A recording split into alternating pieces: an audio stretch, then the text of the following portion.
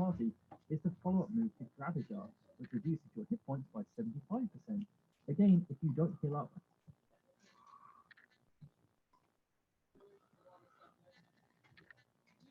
and also don't have either the protect or defend command utilized, you will be seeing a game over.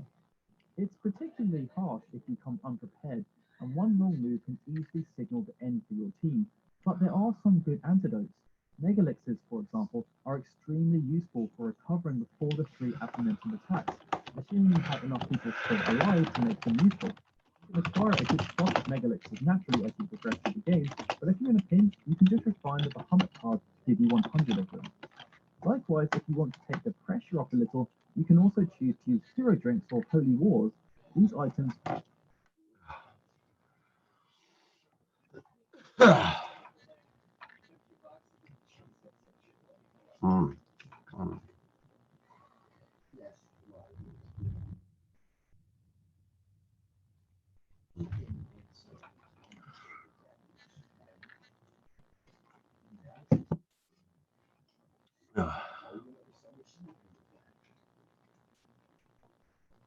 make a character or minigames have now become a permanent fixture within the Final Fantasy franchise, and it's not too uncommon enough to see you through the entire battle.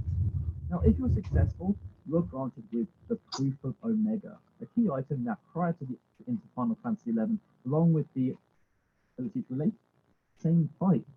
Okay. All of this led to lots of ire amongst the hitting and passing out while attempting to defeat another notorious monster called Pandemonium Warden, after the exception, has over 50 million hit points, 50,112 boss, and acted as something of an audition for what was about to come with Yizmath. And once all this was done, you can head to the Colosseum in the Ridorama Cataract to square off against this rather large, elaborately designed super boss.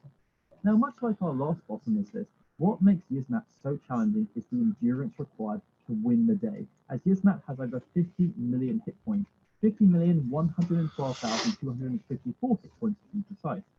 This is rather a lot, considering the damage cap is 9,999 in the original version of Final Fantasy XII, and it gets even worse, as once Yizmath has been reduced to less than 50% of its hit points, all attacks are capped at 6,999 damage instead. It's therefore estimated that this battle should take a couple of hours to finish, but the developers did at least put in the ability for you to leave, take a break, and restock before coming back to pick up on the fight where you left off, assuming that Yizmath didn't manage to cast regen before you left. In terms of the battle itself, well, Yizmath's rate ability has a 5% chance of inflicting instant death on every hit, and the lower its health, the more combo attacks it will perform with this move, reaching 12 combos when it's in its final stage.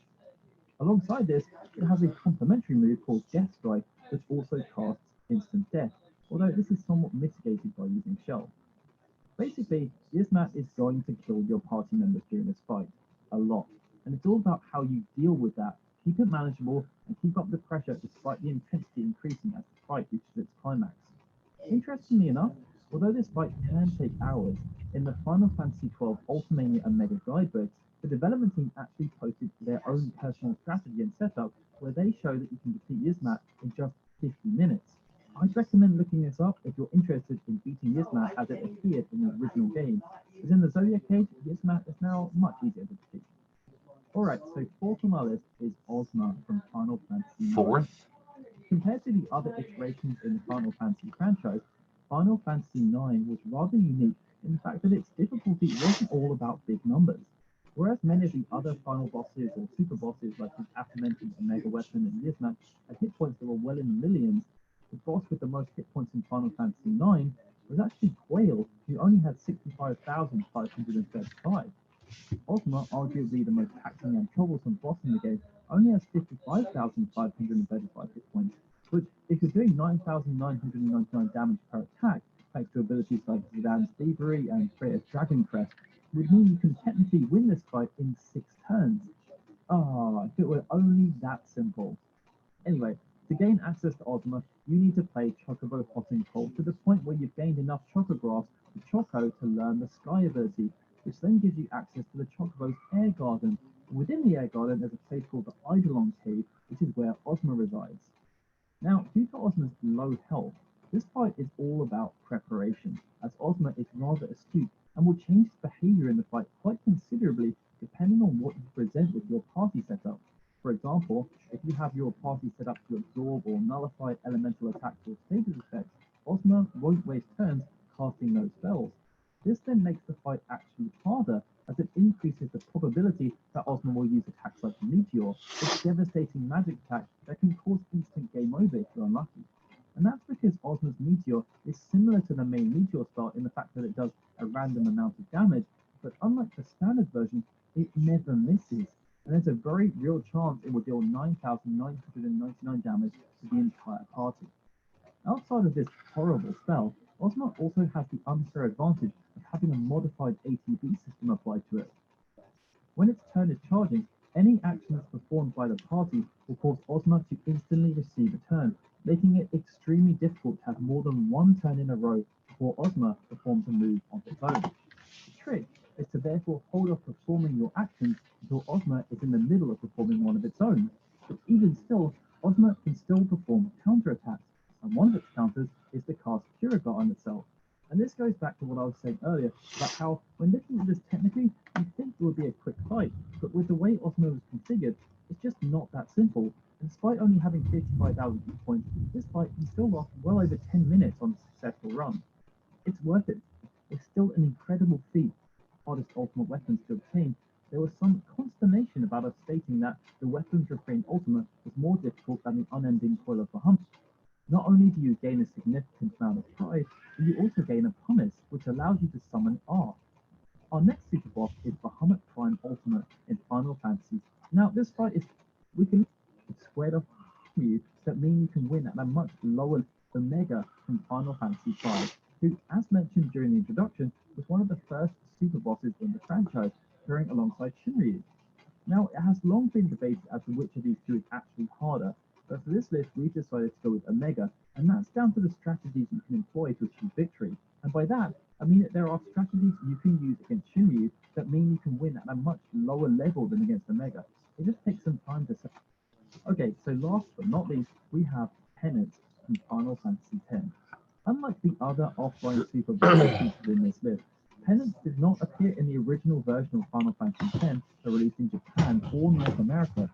However, the technicality here is that due to a rather lengthy localization process, Penance did appear in the European version of the game when it released in May 2002, as they chose to localize Final Fantasy X into.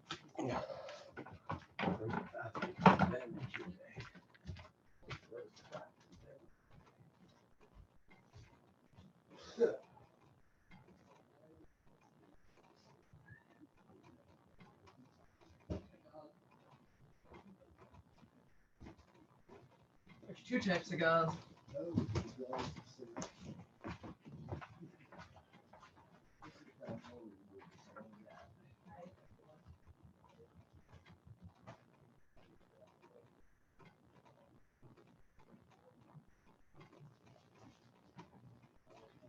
Yeah. Oh my gosh. They're bigger than internet napkins. This one's the fancy one with the nice sleeve. This one's the open weave. This one. Yeah, we don't want to. Is.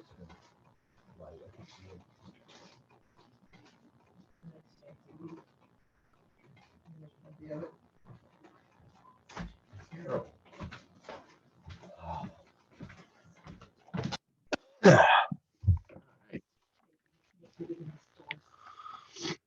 Yes, that is true.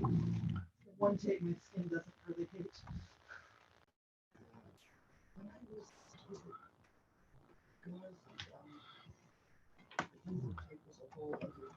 Good morning. Hey, everybody can hear me, hopefully. I can. Oh, excellent. And the fact that you know that I can hear you because I spoke means that you can hear me. So look at- This is true.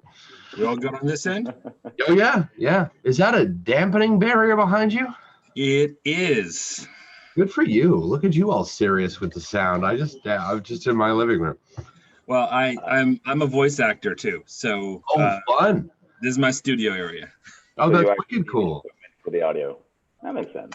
I'm a sucker for a consistent voice actor. Are you familiar with Simon Templeman? I love that guy. What are you in? Anything I might have seen or heard? No, I'm actually fairly new on the scene, but I did just finish first issue of an audio comic called The Dragon Whisperer, which is actually now on YouTube. You can look it up. It's an audio drama. Audio comic. Huh. Yeah. So an old friend of mine finally got a comic published, and he needed voice acting because con season is like dead. So Right. So he's found a different way to get his stuff kind of put out. That's very cool. Yeah. You were like, yeah, buddy, I'll be happy to make you awesome. Sure. I will be happy to take care of 80% of the male voices in that thing. Absolutely. That's awesome. Way to go, you. And that's not weird at all. Some of my favorite voice actors, like Jim Cummings, was the voice of the 90s. He's in like every cartoon ever from that decade. He's like famous for being famous for Transformers particularly, but yeah. Yeah. He's like 90% of Winnie the Pooh. Speaking of Transformers, Michael Bell was the Go Joe guy from the G.I. Joe cartoon. He was Blindside, I think, from Transformers. And I got to meet him. He is every bit as cool and old and fussy and smart as I figured he was going to be. Like he was very cool. Nice. Fair enough. Well, I don't know if anyone else is going to join in, but either way, this is being broadcast live. Early in a weekend, you know. Nice. That's the thing about these, and I have to apologize if you're doing accommodations for me joining. This is the time that I have available because everything else is work and getting all the other stuff. No, that's fine. I wanted to adjust a little bit because I think it was Lee who was like, I mean, I want to go, but I can't do it that day. Yeah. That whole 9 to 5 thing, it kind of limits. It does. It absolutely does. But I got to say, one of the things that it does have as an advantage is that it gives you a little bit of structure, which I think that we are missing these days for most of the, for the same reason con season is out. Most of the social structure, it has been decaying, let's say it that way. And I do believe that those of us who still have our 9 to 5, even if it's from home, do have a little bit of a buffer from that social decay. So I can't really complain that much. Yeah, I can't either. I don't have a ton of structure here, which is, on the one hand, it's wonderful because I work from home and I can play whatever, whenever, and read whatever, whenever. On the other hand, what day is it? Like, oh yeah, that happens a lot. That absolutely super happens. Nebulous. Yeah. Right. Well, we'll meet next Tuesday. It is Tuesday. Yeah, sure. I see. It happens. So right now, a lot's going on in my house. So I've canceled any and all meetings, tables, you name it, except this one. I wanted to have this one.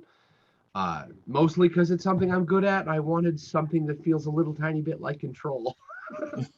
Well, and I gotta say, so for I don't know if you put titles on this thing or if it's going to be titled on though. This thing that you're good at, what we're referring to is improvisation and random generation during gameplay.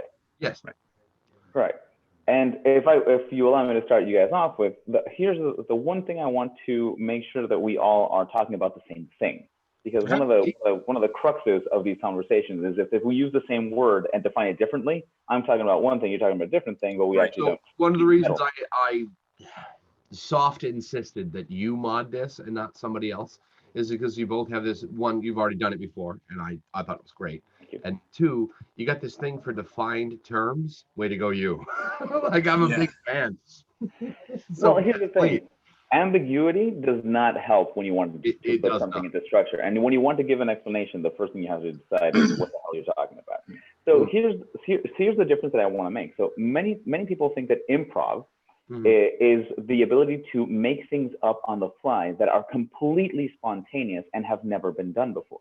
But the truth of the matter is that improvisation of any type is actually taking pieces that you already know or have done before and stringing them together in a new order. But they are all blocks that you have already previously made. So it's a lot less creatively challenging, and a lot of people. Not only that, it's a lot less intimidating.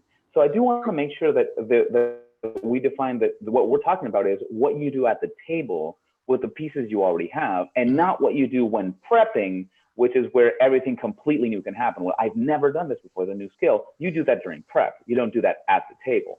I jump in there because there's a two-parter to this. For sure. because the reality is with improv, it's all about creating the sandbox, right? Correct. So the sandbox is all in your prep phase. Like you can prep names, you can prep like characteristics, you can have like lists of all this stuff ready to go. So that way, when you need it, you're like just pulling there, and all these strings come together and you have a new character that you can play, right? Correct. That's one. Mm-hmm. Right. But that's, I mean, the whole concept of improv is creating the sandbox and then playing within it with your players. That's improv. Correct. Absolutely so. Which is different from random generation, which is another thing that we tend to confuse together and confabulate. Right. Random generation is 100% pre-made things, and then you don't even decide which one comes in. You either roll dice or you have a computer software that will randomize those for you. But in that case, it is 100% predetermined what those pieces are without your input. A lot of my friends do that with random encounters. Right. You guys travel from point A to point B. What happens? I don't know. I'm gonna roll some dice. Well, now here's the funny bit, and I believe encounters is the first thing we should start on. So hey, depending on that one. So here's the thing: random encounters require preparation, because if you open up a game module, and by the way, Lee, I do apologize. I am very limited in the examples that I use because I am only experienced in D&D 5e. No, I have not. Totally fine. I have. It's not a big deal. Some other game systems might have more robust tables or otherwise for these sort of things, but I'm just using 5e as an example. Or now, none. What I have found is that I'm currently running for a group of friends the Red Hand of Doom. The Red Hand of Doom is a fantastic adventure. I highly recommend it. But one of the things that it has random encounter tables. Right. And the funny bit is I'm running this online, obviously, because we can't get together. And I don't have tokens made for all of those creatures. And so whenever like, okay, let's roll for a random encounter, I actually avoid that entirely because I cannot make those on the fly for my players. So what I have done, and this is still it's still random.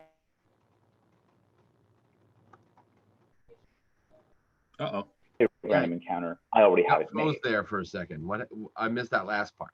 Yeah, same here. There was what I have done, and then. Sorry, my bad. And I did get a little notification. Your internet connection is unstable. So that's me. So what I've said is that I do roll those random encounters, but I do that as part of my prep. That way, I know like if they do roll and do get a random encounter, I'm not going to roll on the table what random encounter is on the fly. I just move the screen to whatever that random encounter was.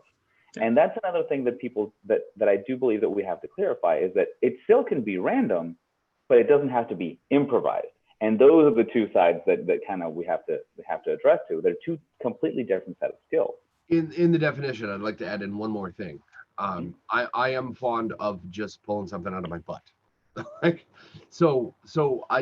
While I agree with you that improv is useful to have a bunch of predetermined Legos already in the bag, it wouldn't be the first time I went, oh, I really needed a black one. There's not one in here, and just kind of pulled something out of my butt. One of my favorite GMs, Guy Scandlers, calls it the giant banana technique, where you take two things, actually, I've already got one. Lee's a voice actor, and he is in the same space as a enormous green dragon. There's a giant banana. Why is there a giant banana between the two of them? Seriously, answer the question. Well, so the giant banana is there because I brought it as a gift to the green dragon. He likes bananas. I just want to make sure that we're friends so he doesn't eat me. Excellent. There, improv. So not what I was going to answer, but fine. That works too. What were you going to say? Well, it turns out that I like when people ask if I'm happy with the banana in my pocket, but this time I actually got happy and it slipped out. Nice. But keep in mind that I play with 18 plus players, 18 plus age players. So see, I would have thought that answer you can't really give at a kid's table. Yeah, you got to know your audience for that one. So yeah, I was thinking that maybe Lee had brought the giant banana as a gift, and the dragon. He was wrong. The dragon hates bananas, and now he's really upset, and he's got Lee's family back there, and he's going to eat them up. Rude. Rude, right? You did a nice thing. You brought him a banana, right? Turns out, much like a cat, it's a cucumber or banana, but he just got scared. All right, yeah. Fair enough. Right. That every now and again. So I don't so much create a black Lego out of nothing. I just look at the pieces we already have and go, okay, what's missing? I guess I'm gonna put that in now. Now, like Legos lead to the creation of other Legos. So I generally prep for a 4 to 6 hour session, 5 minutes. That's it. I come up with, fair enough. I come up with an opening start. With his first time playing, that's gonna be a strong start. Like you're in the tavern, but it's on fire. You wake up naked, chained to each other above a dragon pit. You're on a ship, it gets hit by a meteor, roll to swim, that sort of thing. Never ever start in a tavern again. That's boring and dull and soft, and your players are going to take 10 minutes trying to figure out who to talk to or what to do next. Don't do any. Or my favorite, roll for initiative right now, you're under attack. There are 4 of you and 80 of them. What are you going to do about it? I'm rather fond of that one. Okay, so I just have to ask, just because, so are these level 1 characters? Because that's always. If I can talk the players into it, we'll start at level 0. I am adamant that we never start higher than that. Yeah, because that 4 against 80 seems a little bit harder.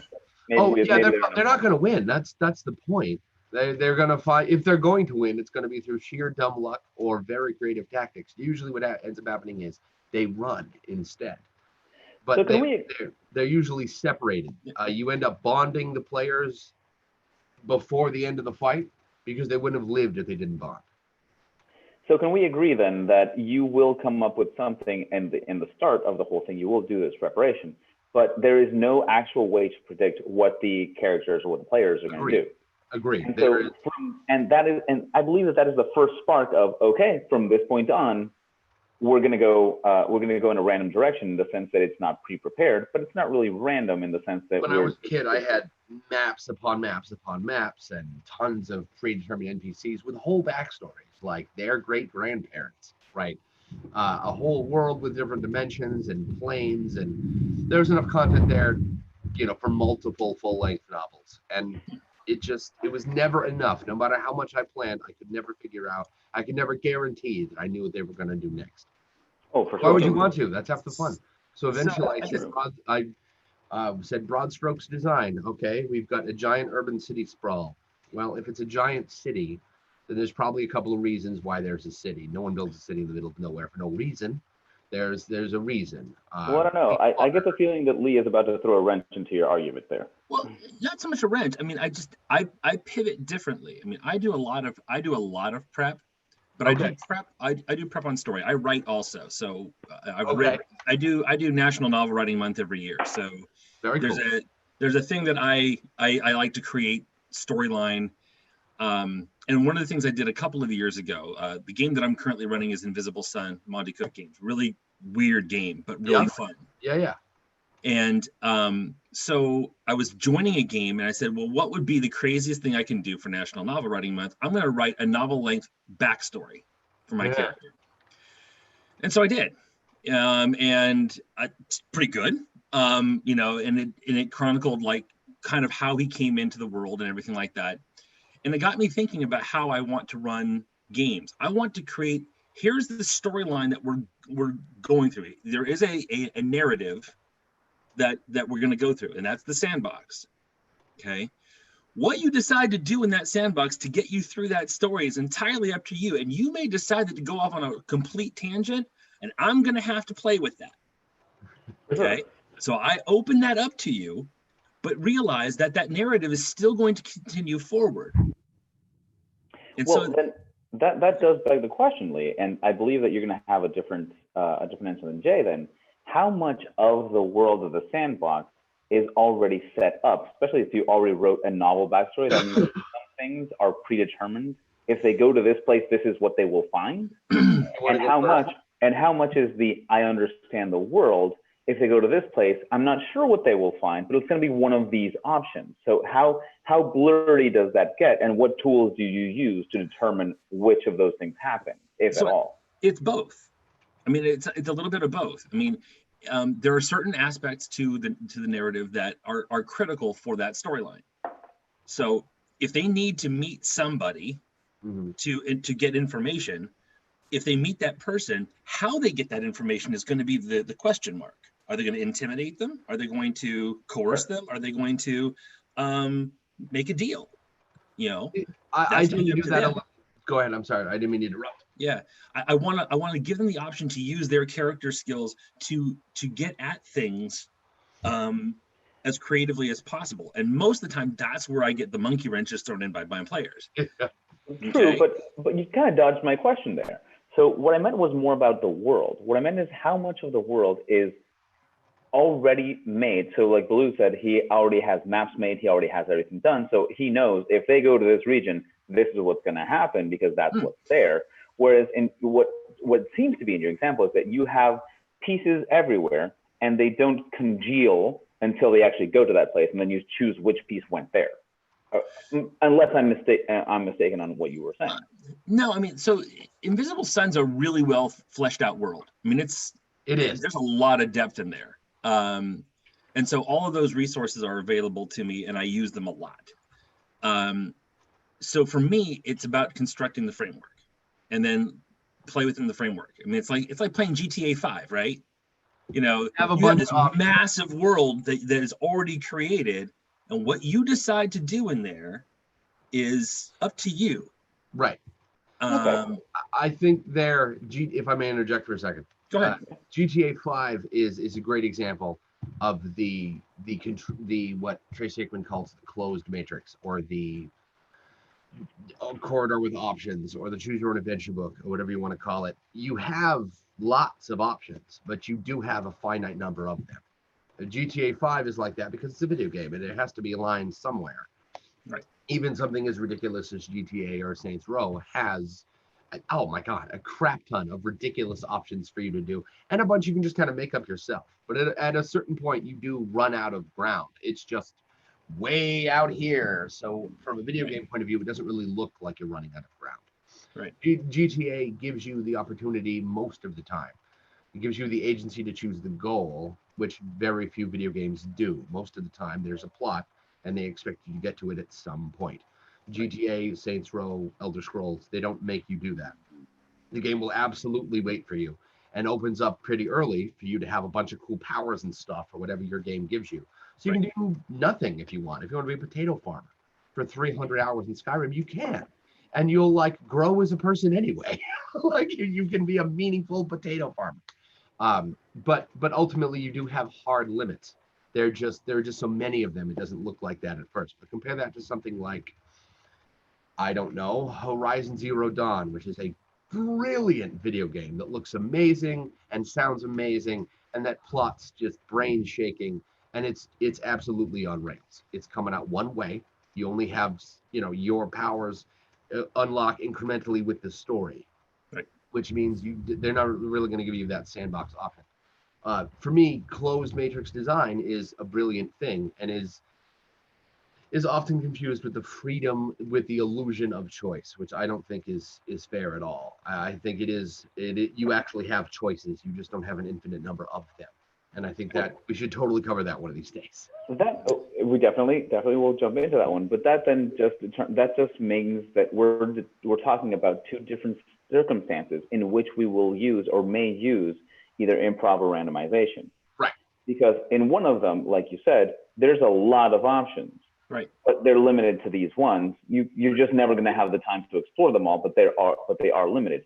Whereas the complete improv is that this was, even the game master, I didn't even know I was going to throw this in there. I threw it in there, and it wasn't part of the setting, or it wasn't part of the otherwise, and then it on its own, it went this way. And I have to ask, and this is something that comes up at my tables a lot, is how much of that comes down to the word choice that you as a game master use to present those options or what's coming on. And I'm going to give you the example that my players are currently complaining about, because this is true. Watch what you say. And not only that, but how you say it. Right. So my players are going against the Red Hand of Doom, but the Red Hand of Doom does not allow them for a lot of stops to get the gear that they want. Right. So I made up one of my players, who happens to be my brother, wanted a plate mail. His paladin, he was, I want this stuff. And it's like, okay. I went through the adventure. There's no place to pause for this. There's no place for it. But I said, well, they're going in this direction, and it happens to be a dwarven place. So I'm going to say, you know what? The dwarves will be able to make your plate mail if you do something for them. And that something for them was clearing out a an old vault where a dragon used to live, and the dragon is old and died, but for whatever reason they can't get the stuff out of the vault, because every time someone goes in, no one comes out. So solve the problem in the vault, make sure that we can get our treasure, because it's been 500 years. We don't even know how much gold is in there. Fine. Fantastic. Probably some, though, and we'd like it back, right?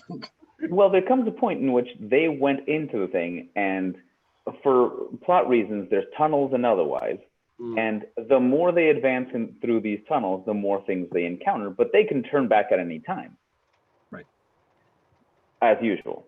So at one point, when they were low on resources, low on otherwise, I told them, like, hey, extemporaneously, like, hey guys, I'm asking you this as a player to the other players, not as the world to the right, not as the physics and to the people within it. Do you want me to just say, hey, whatever is in the next room, didn't hear what you guys did, this gives you your chance to retreat, but then you just go out, and then we're stopping exploring, you're not going to see any of the rest of the treasures or otherwise. And it was in the phrasing of, and then you're just not going to see any of the rest of the treasures, that they accuse me of baiting them into continuing, despite the fact that you did. You said, yo, homies, there's more loot. Nah. You dangled. Here's the thing. It was clear since the get-go of the thing that the more they advance, the more loot they find, but they can die. So it was not something that was not understood since the beginning of that particular part of the adventure. It was simply that in the way that I've been accused that in the way that I phrased it, I limited and I made it so that they baited in. And so that's kind of, and in this case is the one that I'm using, but when you're presenting a random option, you might not have decided. I did not know what loot there was in it. You know what I mean? I was going to roll on the table to see what loot was in the next room.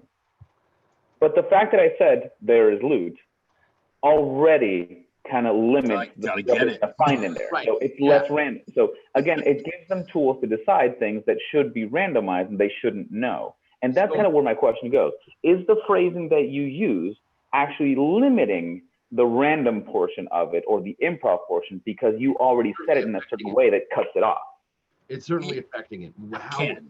Not just at the table, just in life in general, how you say what you say is almost always just as important as what you said.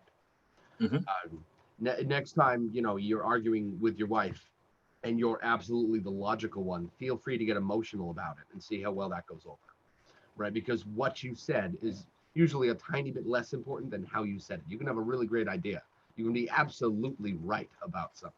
And if you come at it like you're absolutely right, you kind of get shit for that because now you're suggesting the other person is wrong just with how you sound, and no one wants to be wrong.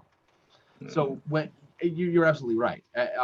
Here on the mechanical side of things, if I tell you to roll a perception roll and you roll a 7, we probably both know you already failed because that's D&D for you. But now you, the player, know there was something you failed to perceive, which means to say, from a psychological, the jury will ignore kind of way, there's something out there to be perceived. You just ruined that roll by having it. You ever consider that? I see your point. And like if you roll a stealth check and you roll a 3, then you failed before you ask. Like it's D&D. You rolled a 3 on something with no decent modifiers, you screwed up. Yeah. So can I jump in here with the player side of this, because I think this is really important. It's very easy to lay all of that at the GM's doorstep, right? It is. Because you are the one running the game. You've got the stuff, and how you say it is the way it, and that's what comes at you. One of the things I really work on with my players is put the skin on. Okay? The skin that you're wearing is the skin of your character. Okay. And I mean, again, as a writer, I don't worry so much about plot line. I've had characters in the middle of my writing actually stop me from writing, like literally, physically give me writer's block until I write what they want me to write. That's no joke. I'm sorry, that is a little bit too abstract for us who are not writers. Can you kind of elaborate what you mean there? Sure. So what this means is that your players have agency, right? Right. So the whole idea here is to make sure that they own their agency. Right. You're rolling to determine whether something is successful or not. That's a game mechanic. Mm-hmm. Okay. But let's use an example. If for those of you who know Emperor's New Groove, everyone know that movie? I love that movie. Best Looney Tunes Disney movie ever, right? So Kronk. Oh, he's my favorite character. Best character in there. Well, Yzma's pretty close. But Kronk, when he's doing his whole ba-da-ba-da-ba-ba-ba-ba, and he's like trying to be all super stealthy, and he's totally not. He put this giant frame. Yeah, you have to own that. He thinks he is stealthy. He did too. He thought he was just he is in hook, line, and sinker. And what I'm saying about that is that if you're playing Kronk and you fail that role, and you know you failed it as a player, you still got to own that shit. Oh, agreed. I didn't. Well, that's the trick, isn't it? Yeah, that absolutely is. Where it's is that Josh? Yeah, hi. Sorry, I wasn't sure if my audio was coming through. Hello. Yep. You're on line. What's up, Josh? And so one of the things I really stress with my players is whatever character you create at the beginning, you have to be able to inhabit that skin for the session, which means that if you're trying to build something that is like I'm going to be super cool, you better be able to play super cool even in the face of failure. Exactly. Yeah, because your character doesn't know he failed. Right. If you're going to be like, I'm super aggressive, you can't be a meek player. Right. So, like, for example, the game that I'm starting now, I'm finishing up character generation, which is a 4-part process. Okay. And I just finished doing all the character crunching for them. And I have a couple of players who are newer to role playing, and they're kind of timid. Okay. And it's only because they don't know all the ways of running running a character, and they're pushing outside of their normal comfort zone. And so I'm checking in with them constantly during this process. So I want to make sure that you understand that if you make this decision about your character, this is what you're going to have to do. I mean, you're really going to have to be the driver of this party. You can't be meek and sit in the back and let everyone else talk. You have to be the voice. Right. If you decided to be the face, that means you're the face all the time. Right. And so my friend Adam is a player at my table constantly. I have 4 tables a week normally, and he's at 2 of them. And he's only not at the other 2 because he works during that period of time. He's really something. He's been playing longer than I have been alive. He is drawn to magic characters, like full-blown utility mages, because in his own, I know Adam really well. He's a great friend of mine. He is really strong. He's really big, and he is capable of being surprisingly stealthy when he wants to be, which covers the vast majority of D&D classes that aren't magical. The only thing he can't do is whip lightning out of his fingertips. This is never going to happen, right? Well, I mean, just give him some time. I'm sure. Right. He'll get it one of these days, right? So just wait for the second awakening. It's coming. Exactly. So his big draw is to play a mage, but he also doesn't really enjoy just blasting everything. So he's always a utility mage. I keep waiting for him to cast haste on the bad guy one of these days in 5e, and then just cancel it before his turn runs out, which means the bad guy won't get his turn because that's how haste is written. He hasn't done that yet. I keep waiting for it. He'll get to it. Now, here's the thing. I want to kind of pick up on something that Lee pointed out, is that the character will do things in a certain way depending on the character's personality. And yes, the player has to fully embrace that. But sometimes, like for example, with that failure, Lee, if someone was playing drunk, and they were saying they're being stealthy, and they failed their role. Here comes the point of like, okay, well, what does it mean? What does it look like when this particular character fails their role? And here's the ways that you can approach that. You can have them describe how it is that it looks like, which is, I find very hard for players because they want to describe it succeeding, even though they're failed the role. And there's you're fading in and out here, Francisco. There you are. It's me.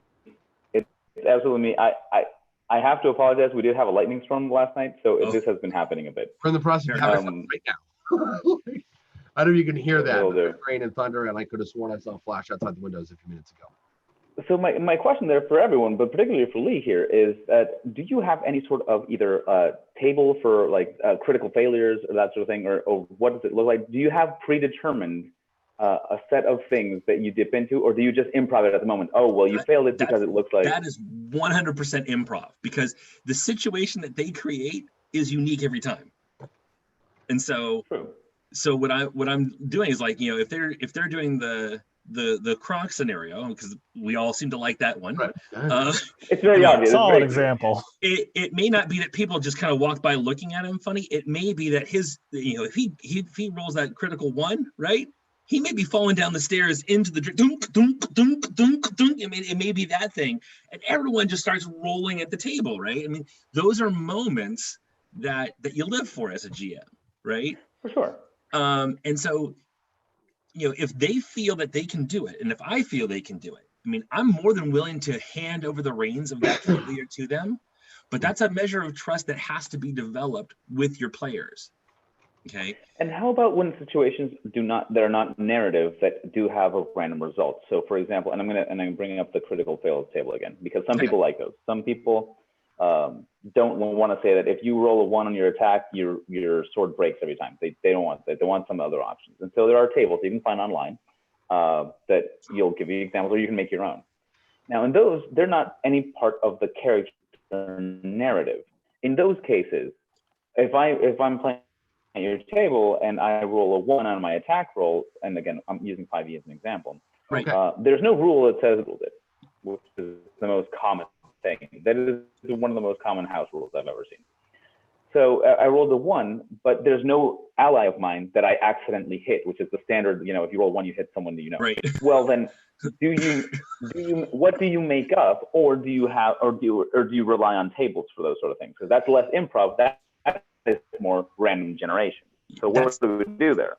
Yeah. So what do you guys? I mean, improv. what solution do you guys normally use? Yeah, 100% improv. Still make it up on the fly. I usually find a midpoint where it's. I said I usually. Sorry, I've got a thick ass beard. The microphone keeps dipping under it. Oh, that's okay. I mean, we want to see it, but that's your choice. Right. I really do want to see it now. Oh, it's fucking. Hang on. I have no. You can't say I have a thick ass. You can't say I have a wow. Yeah. That's good beard. All right. Thanks.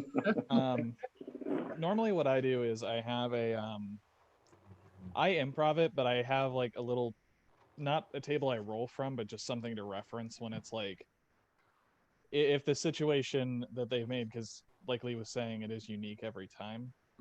If the situation is like, you know, they're fighting in really tight corridors and like they just screw up the swing, they forget how narrow the wall is, and they just bash like their elbow, like just smack the fighting square on the wall. It's like that. You know, maybe what happens is, you know, maybe they drop their weapon, or maybe they, you know, they take a little bit of damage, but I don't always want to think of like, well, how much damage would that be on the fly? And it's just like, well, we'll treat this like the wall's an improvised weapon and just deal 1d4. Yeah, like a d4 of damage just because like you whacked your elbow wrong, or like, you know, if it's something where they were trying to like throw their weapon or do some fancy maneuver with it, maybe they fumble it and they lose their bonus action that turn to pick it back up really quickly. See, I'm partial to, I like that you brought up fancy maneuver. I'm partial to making critical failures significantly worse if they rolled a 1 when they were doing something fancy. If your players are swinging for the fences, absolutely, and then they roll a 1, when you're trying to showboat, you're going to pay for it. Is what it's going to come down to. You know, when they were swinging for the fences when it was a bad idea, and they rolled the 1 anyway. Like I had a player throw so 3 of his friends were in front of him in a single file hallway. It's like 4 feet across. It's not even a whole square. Like it's shit. There were 3 guys in front of him, and there's a never-ending supply of bugs coming out of this nasty crotch golem I made. Lots of bugs. Very Indiana Jones. Okay.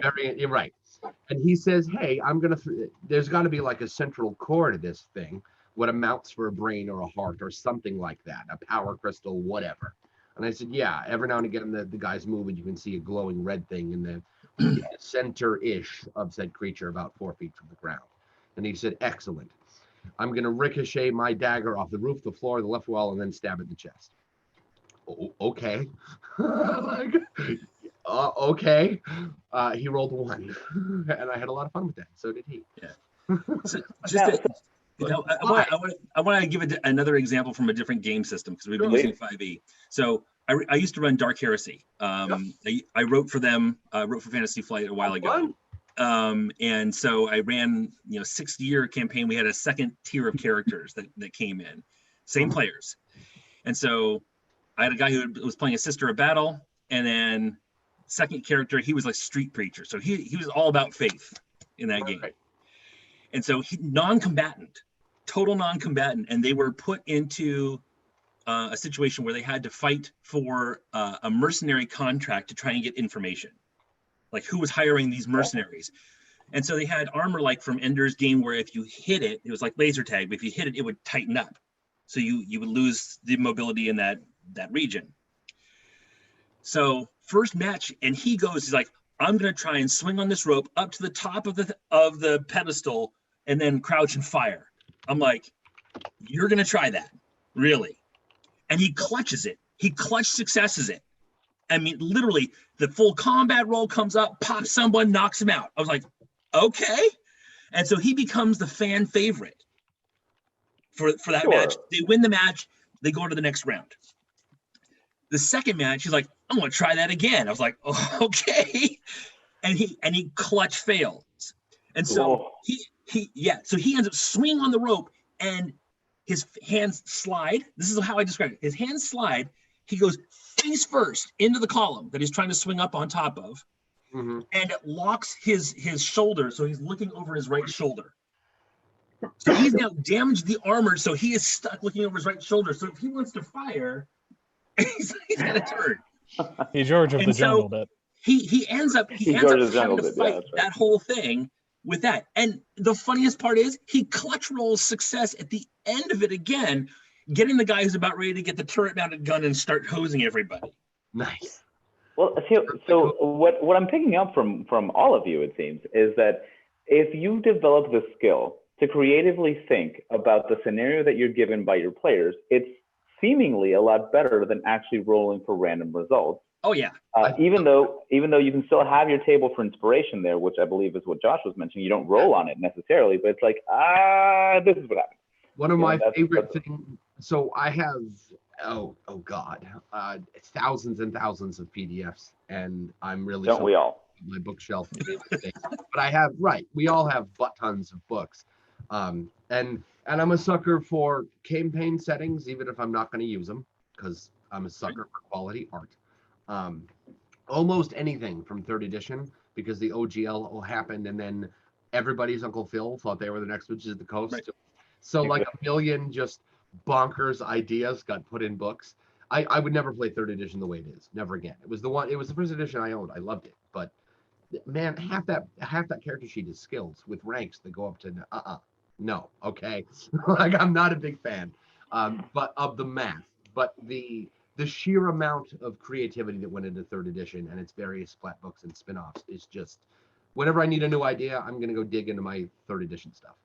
Well, actually, that's a very good example of when you can take things from a different either adventure module setting or game entirely, or a game mechanic from something else and bring it into the game you're playing currently. Oh yeah. And how much? And again, this comes to the randomization then. How much of that do you plan ahead for, and how much of that do you build on the fly at the table because you have the resources? Like, okay, they're going to walk into this corridor, which I didn't know there was a corridor there as a game master because they blew the wall. So now there's a corridor. I didn't even know. Right. So I'm having to resolve this on the fly. I can't say, well, we're going to call a 20-minute break while I prepare something, because you can, I guess. Right, you can. Right. But I'm assuming that at least for the group that we're in currently, for those of you watching, we got together because we're in a group of how to get paid as a GM, which means that you're going to do this professionally. Right. So if you have a limited time, and especially if you have a 2-hour block allotment for your players, it is very hard to make that hard pause. Like, hey, give me 20 minutes of the time you paid for doing nothing while I prepare the thing. I need to go to the bathroom. So I'm assuming for this example that we're on a time crunch, that you cannot do that as a GM. Okay. So taking the modules that you have, how much of that is that I know this module well. I know that if I go to this book on this page, I have the perfect scenario for this blown wall. And how much of it is like, no, you know what? I'm just going to pick up some, roll up on the table on the, for example, the DMG has tables on random rooms, just roll up a random room and just do it on the fly there. So which side do we lean on? Or how have you solved that sort? Because that is the most unexpected thing when you have to create a room, not a per. Oh, yeah. Even better. For me, I'm going to go with the third option, which is, all right, it's not a corridor in a vacuum. Is it underground? Is it in an office building? I mean, that corridor is part of a place they were already in. Improv always sounds really hard when you put it in a vacuum, but it's never actually in a vacuum, ever. Right. Because there's always some context already, even if it's just like Who's Line and they've only been talking for 5 minutes. Drew told them what the plot is, you know? Like, right. Yeah. And that gets back to the concept that I was talking about with Sandbox, right? Right. So if you're creating the sandbox, you know that eventually they're going to end up in this place. You don't have to have, in fact, I very seldom, especially with Invisible Sun, I very seldom have a floor map of where they're going. Oh, I hate maps. Okay. I will improv, like, I know the rough, size of the room the rooms that they're going to be in, or if they're going to someone's house, what the insides look like. I work on the descriptions. If they decide to pick a fight in that place, it's like, okay, you've got really nice, like, crystal chandeliers above you. I just want you to be aware of that. That's not going to be a good thing for you to start like firing guns in. It's going to be kind of messy for you. Right. I'm a big fan. Swashbuckle. I mean, you can play Errol Flynn if you want and swing from them. That's your choice. I'm a big fan of repeating what they said back to them. I go, okay, just for clarification, let me understand this. You want to fire a lightning arc spell at an army that's right in front of you, that's clad in armor, and so are all of your friends, and everybody in this room is within 5 feet of one another. Okay, just don't roll a 1. I'm real fond of that. And that way you haven't broken the immersion all that much. So if your players want to back up, they can, but you haven't said, now hold on, as another human being to another human being, right? You don't do that. And you shell it up just a little. Right, because as soon as you stop the game and you say, hey, look, that's a dumb idea, are you sure? Now you're undermining their agency. Don't do that.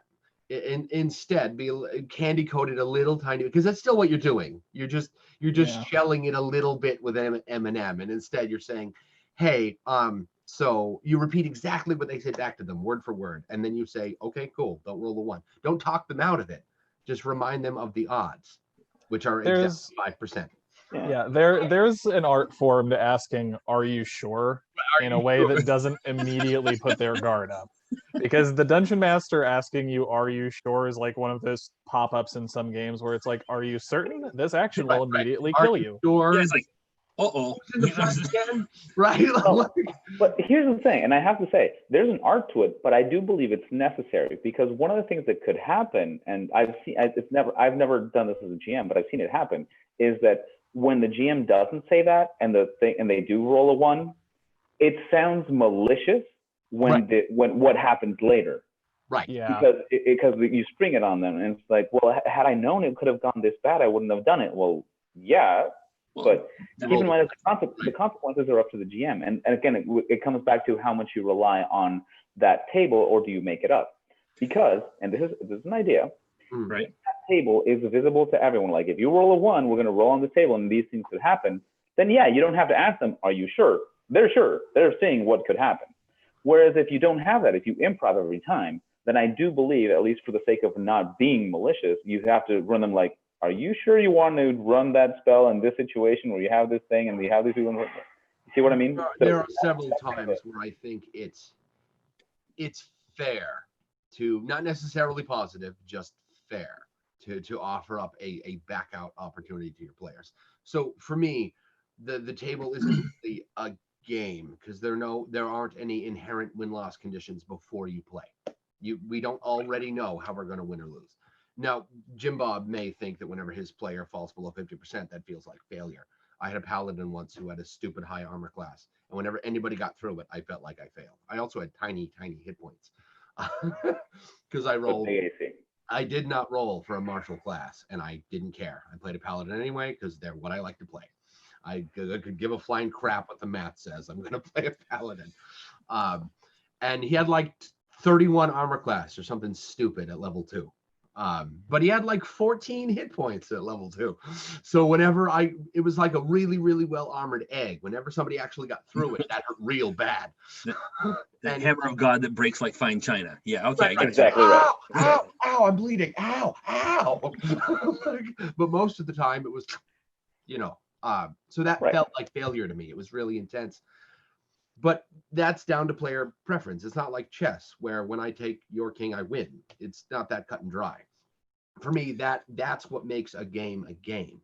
And it's what makes there have to be rules for fairness. The table isn't that. It's a story that with tools like dice to help you figure it out. Yeah.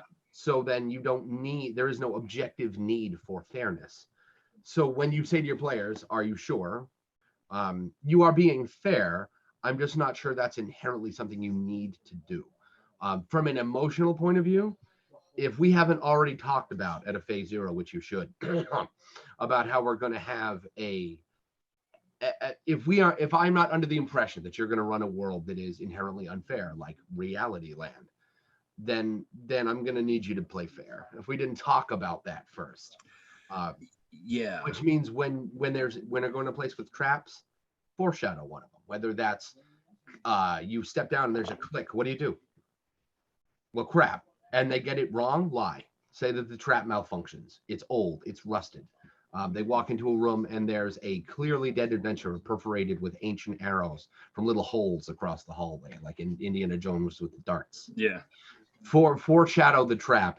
So you gave them the opportunity to back out now before their life was actually in danger, any more so than it already is. Well, I think the foreshadowing also plays well back to the question of like how to handle things like natural ones on like tables and things like that. I think foreshadowing plays a good role in kind of telling you when to get extreme with it and when not to. Like like you were saying, like if they're doing this fancy maneuver, like swinging up to the ledge, doing the combat roll, like that's something where kind of the inherent you know what can go wrong when you're saying that. If you don't immediately see all the funny ways that could not happen, they've psychologically that's on you. Permission to kick them in the pants, right? Yeah. Now, if you're just trying to like semi-dramatically open a door to a not super important meeting, it's just something in character that they're doing.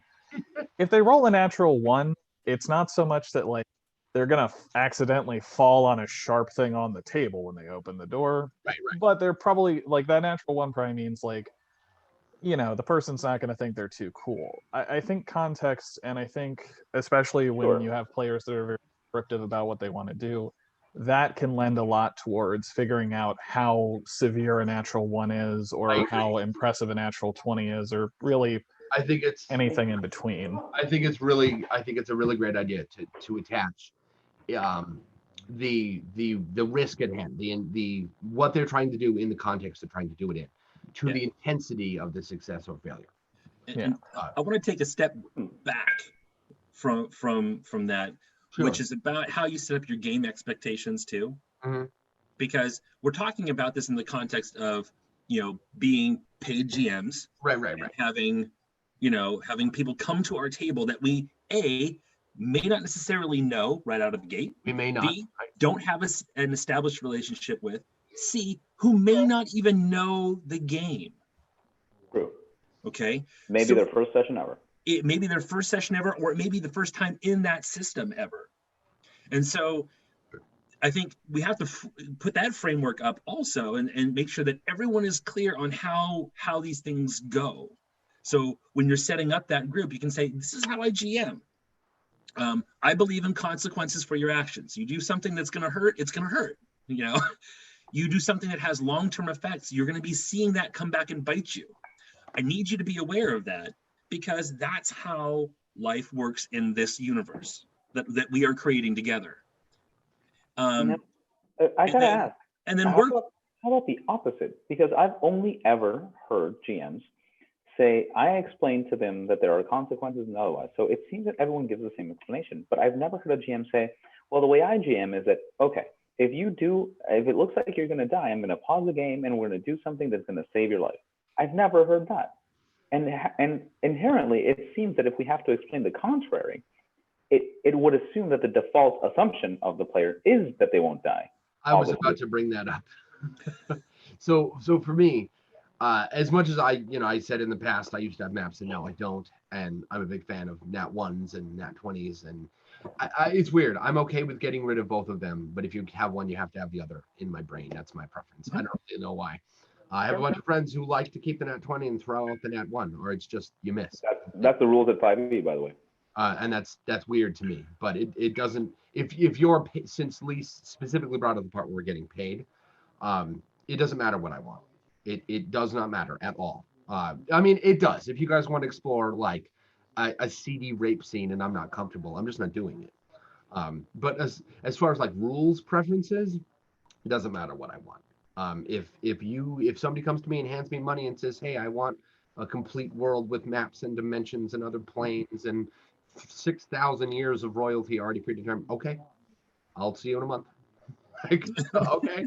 And you'll pay me for my time in the meantime. Right. Right. I'll see you there with everything you paid for. But where was I going with that? Oh, back to something we said earlier when we were talking about what were we just talking about? You were talking about. I'm sorry. It's a busy morning. It's about the session 0, the expectations, and how much you tell the player, like, hey, this is wrong. So with the realistic expectations to realistic, like if you attack the king in his courtroom, you're gonna die. That's it. Like and again, there's like you said, there's an art to saying, are you sure? Right. And I think this is a really important point that Josh brought up. There is that art form, and say, okay, so you understand the ramifications of this spell that you're about to cast. You know what it can do. Right. So I want to make sure that you as a player understand what this spell can do. Your character would, but you as a player may not. So I want to make sure that you got that. Right.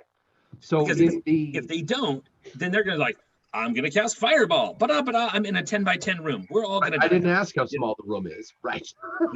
So I want to make sure that you as a player understand the mechanics of what you are having your character do. Right. And I don't. Then we need to take that. You cover that. Right. And make sure that you understand.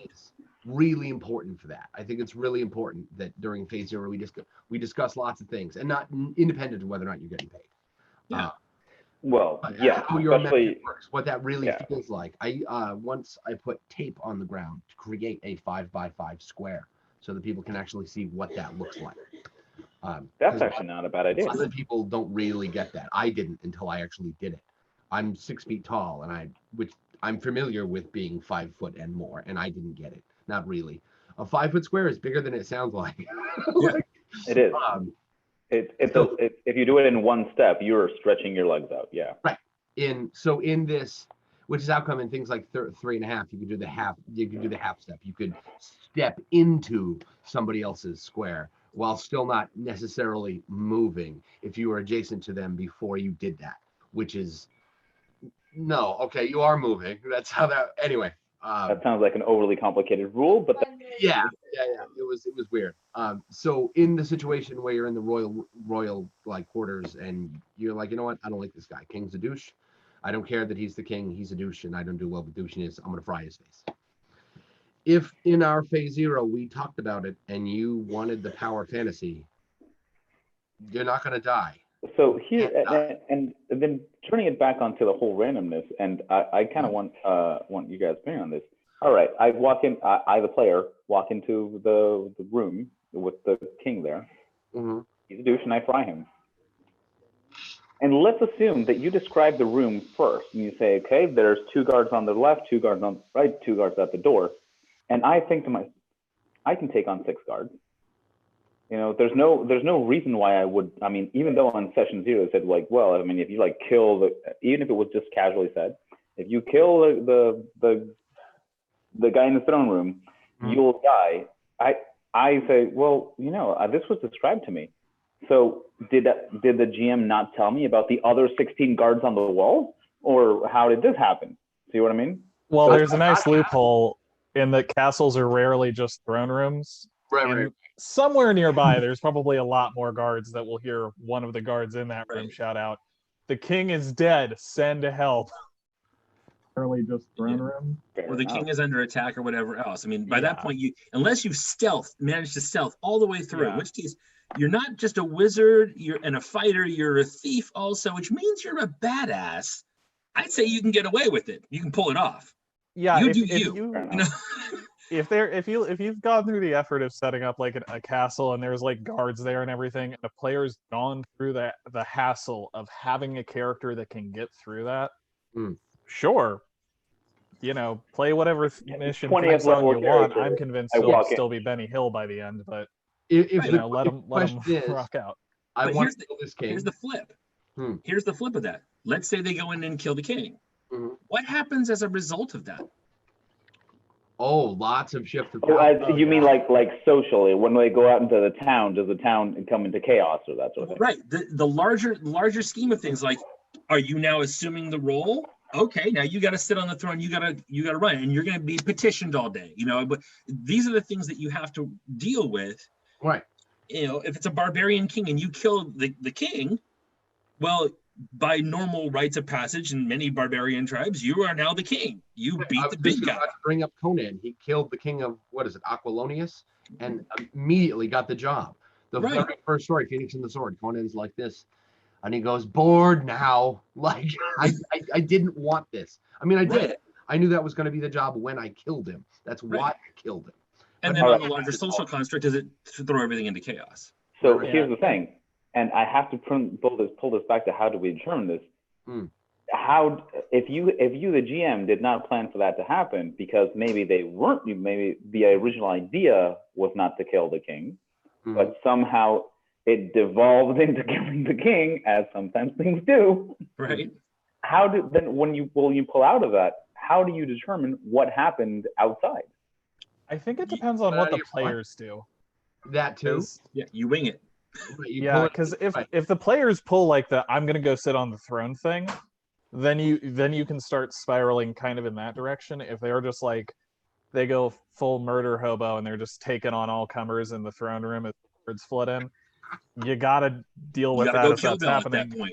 If they try to jump out and just run, that's when you can probably say more like, okay, well, a weird power vacuum thing happens. But because whenever your players commit to a thing, and I don't mean they're thinking about it, I mean they're doing it when they've an idea. The dice were rolled, creating a portal to another dimension in a magically unstable room, right? Whatever it is, whatever nonsense they've come up with. Once they're committed to doing it, if you double back and you shy away from that, you're undermining their agency. Don't do that. If they, once they say, you know what, we're killing this bastard, and we don't really care what happens, and they, take on all comers, like Josh said, then bring lots of comers. That's what they're asking for. They literally just asked you to bring forth a small army. Let them do it. And since I come in there, right? Sorry. And the king's son comes out and he goes, "Oh, please stop fighting." I mean, that's fun and all in a novel. In this moment, you are saying, "Please stop doing the thing you have chosen to do." Don't to your point. Like, let them go nuts, but honor their choice by bringing the king's scariest sons of bitches in black plate with giant weapons. Like, if they're going to walk out of there, they said, "We want to earn it." Okay. Fine, but all right.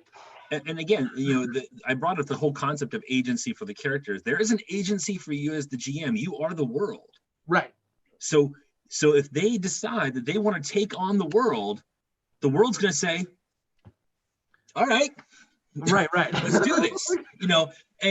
And you roll up your sleeves and you just go to town with however they come at you. I mean, the whole point that Josh brought up is like, you have to play with what they give you. And then, you take that and say, "You want to do that? Okay."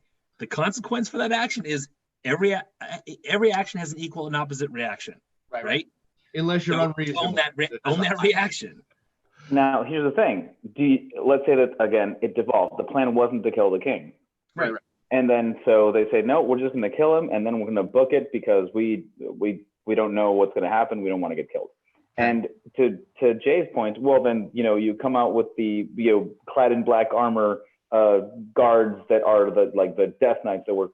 Right. Do you have those prepared? That's the question, because keep in mind that I'm operating this example under a scenario that this was not the plan. You did not necessarily, as a GM, ever expect them to go and kill the king. Creating a squad of Death Knights is. Oh, I'm sorry. Go ahead, Josh. I'm sorry. Oh, I was going to repeat some. So this is some advice a Dungeon Master gave me at one point when I was playing in his game, and it made me really worried about some of the monsters he threw at me. If it's a situation where they're running from something, but you can kind of tell the intention's not to fight it, you can't kill what doesn't have stats. Like, if there's just a Black Knight coming at you, like if there are 6 Black Knights coming at you and the party's full and true intent is to just run, they can run, have them throw some spells, do whatever. Those knights just keep coming for a little bit. Like, these are the honor guard, they're not gonna go down. Right. Maybe like by the time they're jumping over like the castle wall to get away, you throw a spell and like you knock the helmet off of one.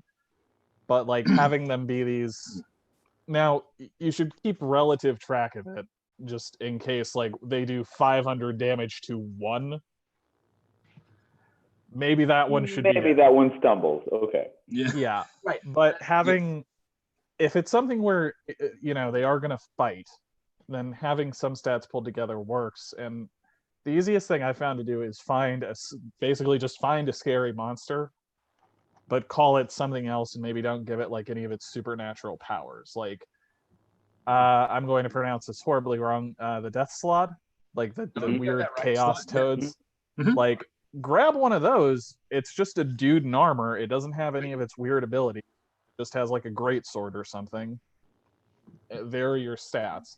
If they're just running from it, it doesn't need stats. It just needs to be scary and running after them. Right. It doesn't need stats. Right. So one of my favorite things in the world to do, I don't have hit points. We have hits instead.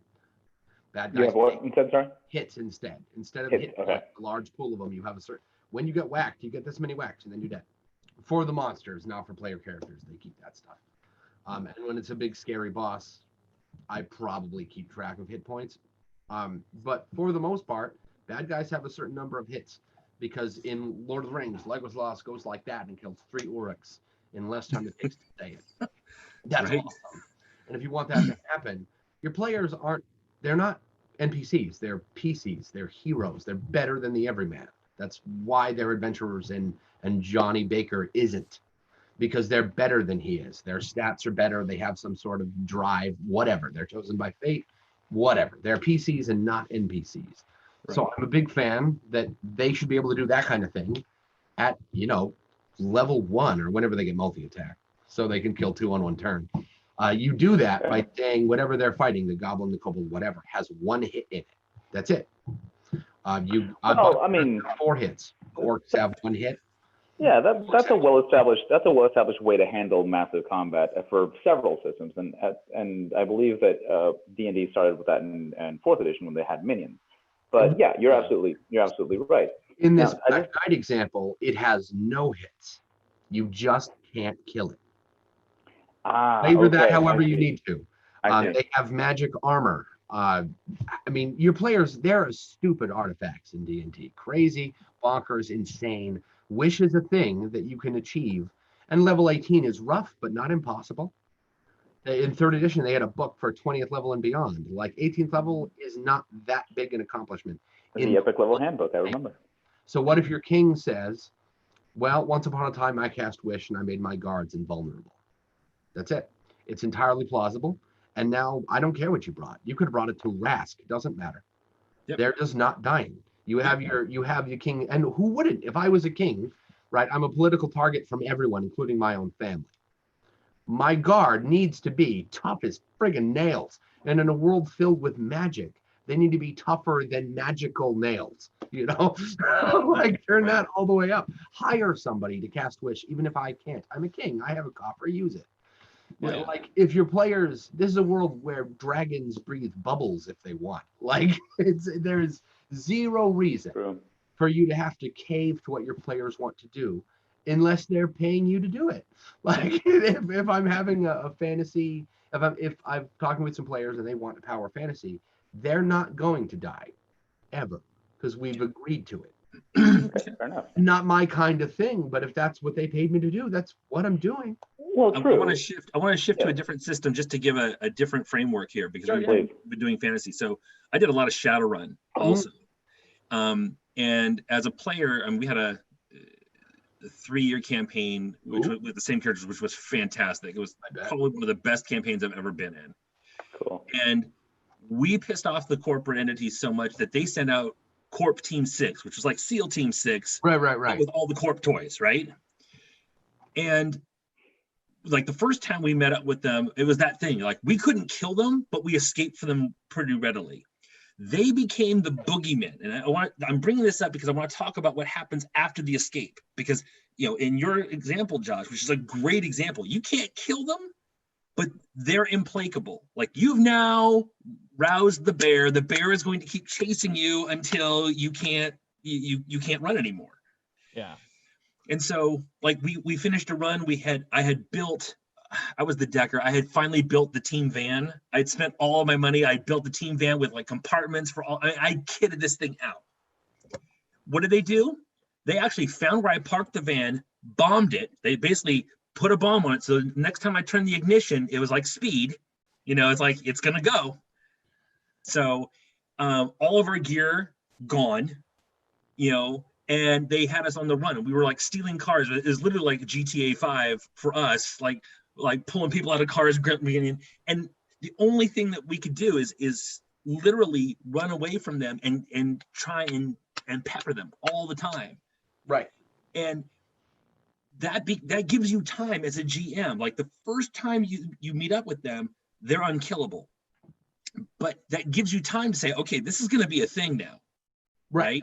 Yeah. And at that point, now you create the stat block. Now you had the Death Knights before. The players were so impressed with that big invincible armor that they wanted to set for themselves. So they deliberately went back to the kingdom, which took a while because they needed to like regroup and lick their wounds to get better toys. But they deliberately went back and like had this big elaborate plan with a bag of holding and a special net so you could throw somebody in it. And they were going to capture one of these guys alive in case it needed a command word or something because they didn't know. So they were going to capture one of these guys alive, extract them from the now crawling, because the king's men don't care that the king died. They're going to fight for him and his way of life, even though he's dead. Right. So they essentially declare martial law in the city, and the townsfolk are reasonably okay with it. But none of them are actually the king. None of them have the social depth that he did. Right. Well, yes, but that came into different sessions. The whole point of improv and randomization is how you solve it for the session you're in when you didn't have it prepared. Right. And I guess the point that I was bringing up with that is that you're going to take that and you're going to improv it in the moment that it happens, because you don't get a choice. And then after. Right. And then afterwards, then you say, now I'm going to create this as a thing. And how it interacts is going to be maybe a little bit more planned out. Right. Or if they decide to poke that bear again, that's going to be more of a random encounter. But at least now I have what the critter is or the entity is that is in that encounter. And it gives you the ability to improv with a thing, which is more like a random encounter than full improv. If you want to buy yourself time at the opening of every session, and of course you do, right? Like you always want more time. End the last session on something terrifying.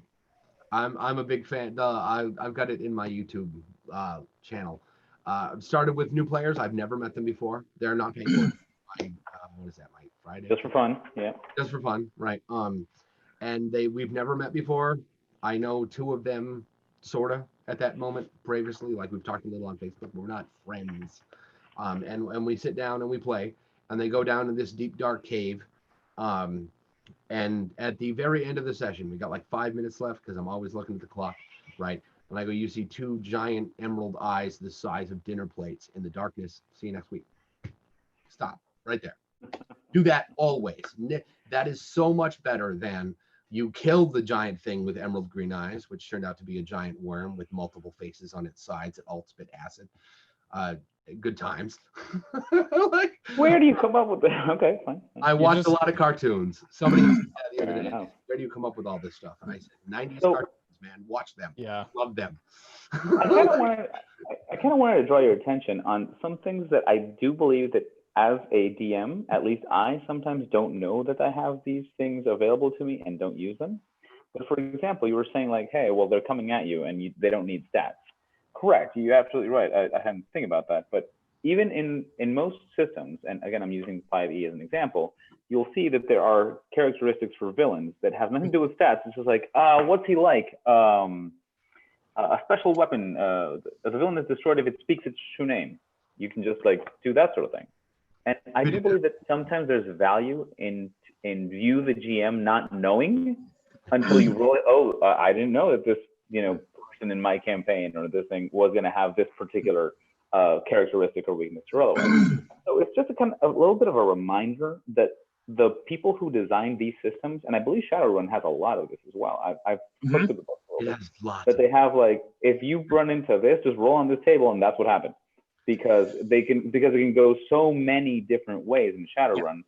That you have, but I believe this is one of the most neglected tools people have. The DM specific books that are not meant for game rules, that they are meant actually for the DM. Yeah. So one of the things that I caught off of Critical Role, because I love watching Mercer. Again, I'm a voice actor, so I love watching voice actors play D&D. It's the best thing ever. It's like all the things I love in one place. Nice. But it was a little short about how Matt sets up his DM screens. Okay, I've seen that one, I think.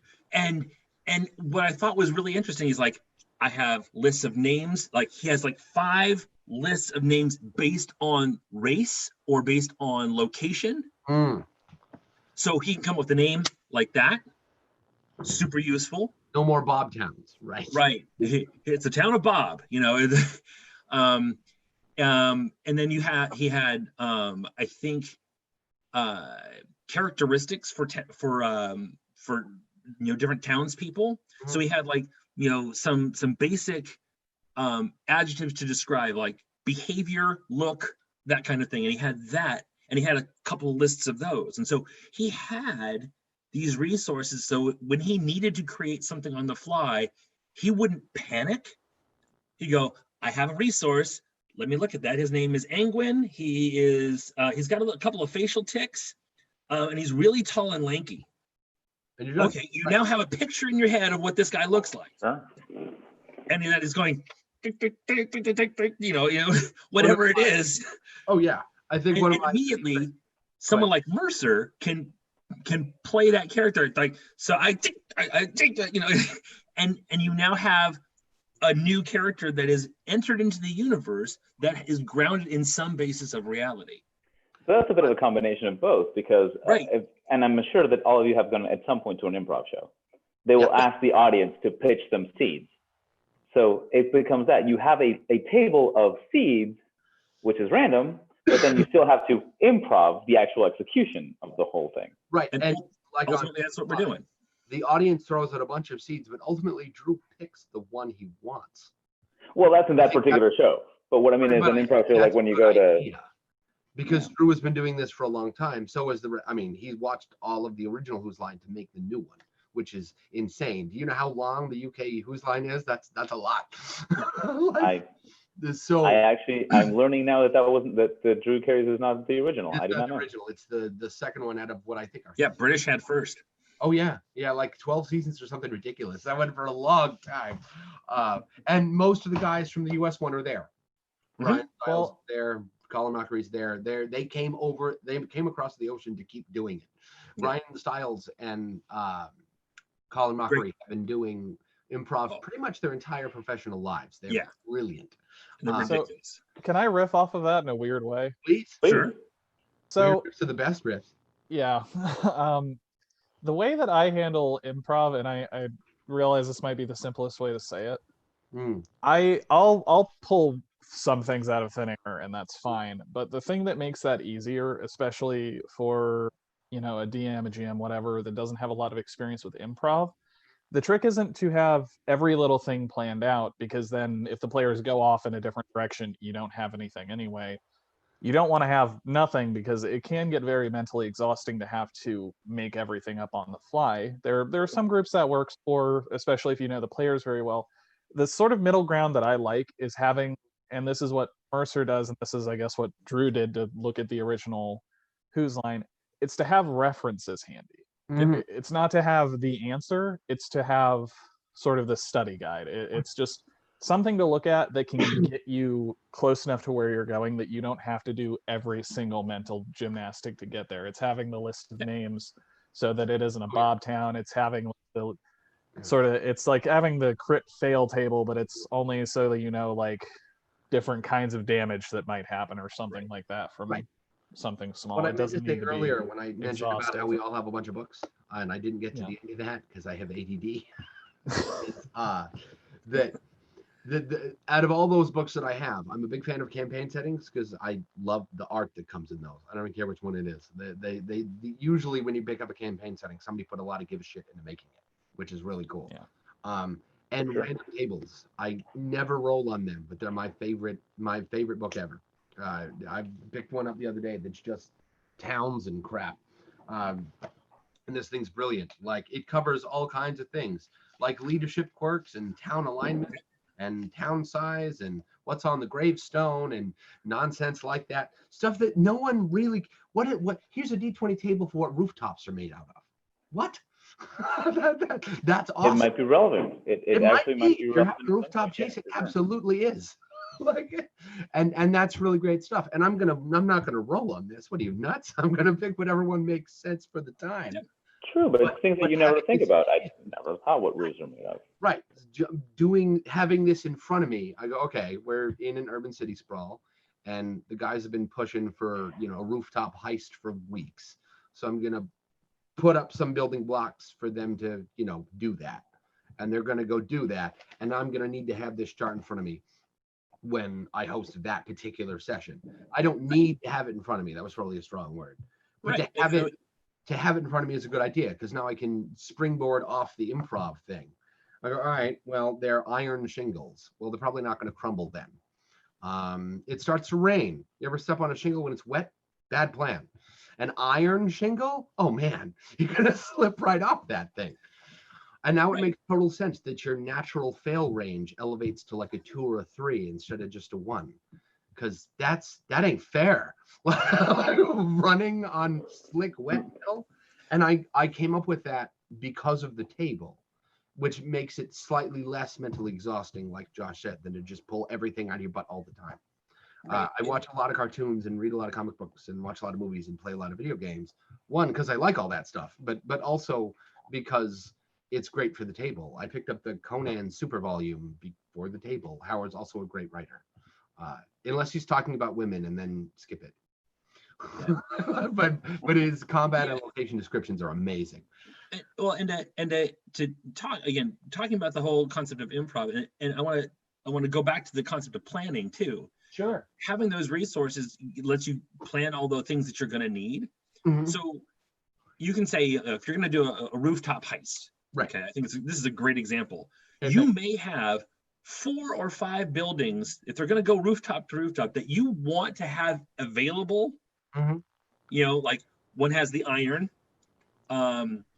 One, like they're going to use. They've been talking about using fire as a distraction, but one of them has obsidian shingles, so it's totally impervious to that. Right. So they may shoot arrows into that roof, and it's like tank, nothing. You got bubkis. And if they hadn't thought of obsidian shingles, the eyes are going to get this big. Like, they're going to be like, why would they have it? Oh, it's the smithy. We kind of need to protect from heat. Oh, snap. Right. Okay, That's a really great point. Your players are going to have, when they get the dinner plate eyes, they're going to have a question. And if you go, well, I don't know, now you sound like an asshole, or at least lazy. Yeah. But if you have, and possibly antagonistic, because if you don't have a follow-up answer, it is possible that your players will think you're just undercutting them for giggles. Yeah. And so, you can put key elements in there, and then you can say, who else might have that? Would this be a one-off thing in there? Is the rest of the town ceramic? Is it all wood? Is it thatch? What is it? And so again, you build, I come back to sandbox, because you build your sandbox with enough parameters in it, your improv, it becomes less improv. It just says, I have my resources available and I can just wing it from there. Right. I wanted to follow back on something you said earlier about the NPC with the information, and they can flex their skulls however they like. I usually take a step further out than that. What's important to me there isn't the NPC, it's the information that they need to get from the NPC, which means they don't need to get it from him. It could be on a note in his desk. It could be on a note in his pocket. His brother could also know. Like if they kill him, whatever, they're not screwed out of the quest. They just get the information somewhere else. Which happens a lot. Which happens a lot, right? Players do not capture enemies. See, mine too. And they're always trying to either like bond with them and learn their life story, or hold them into the party. My players are constantly trying to go, whoa, hey, whoa, whoa, whoa. Look, this isn't going to go well for you. See him with the lightning in his hands? He could kill you. But here's the thing: we don't really want to. See, so tell me what I need to know. No. Why don't you just join us, right? And what's your name? My name's Phil. Okay. I knew a GM who had a table, I kid you not, of arcane and esoteric insults that the enemies could respond with. So he didn't had to come up with this on the fly. So that was a good one. That's great. Something Lee mentioned earlier with narrative design, the sandbox that is really just a bunch of Legos and you move them around as you need to. And something that Josh said, as far as you want to have some planning, but if all your planning's over on the right and they go left, now what? And if you planned if you had less of a left and right, if you had a whole bunch of narrative over here and they're like, it sounds boring, and they wander off this way, well, one, that kind of hurts because you put all that effort in and they don't care. and also, now what? I'm a big fan of broad stroke design. You have a kingdom. That's it. Stop. That's it. I used to have like stacks of crap, and then I was like, you know what? Most of this, I think Sly Flores said it the best. Prepare what benefits your table. If your players are never going to see it, it doesn't matter. They're never going to hear it. It doesn't matter, unless you're doing it for fun. In which case, you should be making a novel. You really should. A novel, a movie, something. You don't want to. The point is, you don't want all that effort to go to waste. You're a human being. You only have so much effort and energy to go around on a day. All right, I'm gonna throw a big old monkey wrench in that one, Jay. Okay. Because here's where me as a writer, like I disagree with it only on one point. Are you about to do that thing where you say, if I create, it leads me to more creations? No. Okay. What I'm going to talk about is villains, because I think this is where it's the most important. Okay. We talk about what benefits your players and things like that. Mm-hmm. Characters are the engine for your game, right? Yeah. So characters are driving the action, they're driving the story. Here's the problem: your villains are living entities. Right. They're not just sitting around waiting for the characters to show up at their castle and go, we're ready to take you on now. Like, oh, it's about time. I've been waiting here all. They're doing stuff. See, to me, what you're talking about right now is a living narrative, which is to say that the world has moving parts. Yes. Independent of whether or not the heroes do anything. I don't do that. I do a living world instead, which is to say that if they're walking through the forest and werewolves attack them, and say they're walking through the forest and werewolves attack a little girl, and the players go, I don't care, then the werewolf and the girls don't matter. They vanished. They existed exactly long enough until the players no longer gave a fuck. That's it. I don't have any of that. I agree that if you're putting in things to see what they're going to latch onto, for sure, then yeah, it exists only to see if they latch onto it. But once they do, and I think this is what Lee is trying to say, is that once they said, okay, this is the objective, now that we've determined what as a group, what game we're playing, what objective we're following, otherwise, then put the intentions and the actions of the villains into motion. Absolutely. But first you're like, well, what do you guys want to do? Well, then you don't ask them by asking them. You ask them by putting opportunity. Right. Werewolf encounter. Kid abducted, being called, that sort of thing. And then whichever one they latch onto, that's the one that then you develop into, and then that one will have its own thing. Yeah, for sure. But that's a little bit of a mix of both. Right. I'm a big fan of those. Yeah, and I'm also a big fan of your players knowing at least some of the upfront risk with a timer upfront, because there's in a movie with a bomb, it's always more terrifying when you can see the timer on the bomb.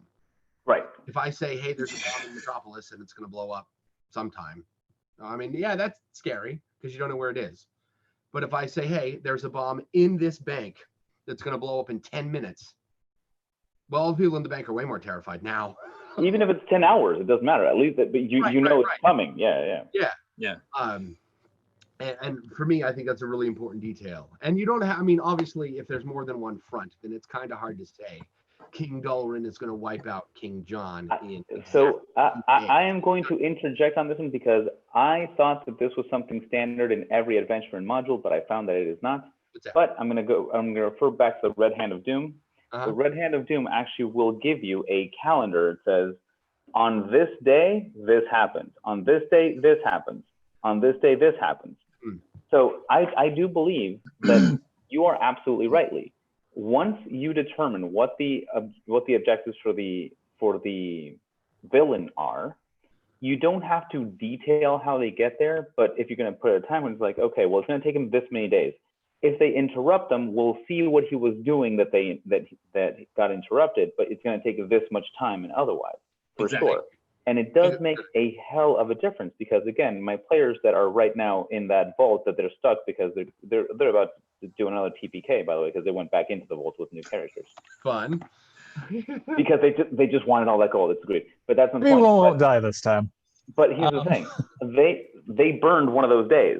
So like, okay, they moved down one. That's what's happening. So I do believe that you are right to make it. And I told them this since the beginning of this module, because again, I thought I've never run a module before, the first time. So I thought they all came with that, but they don't.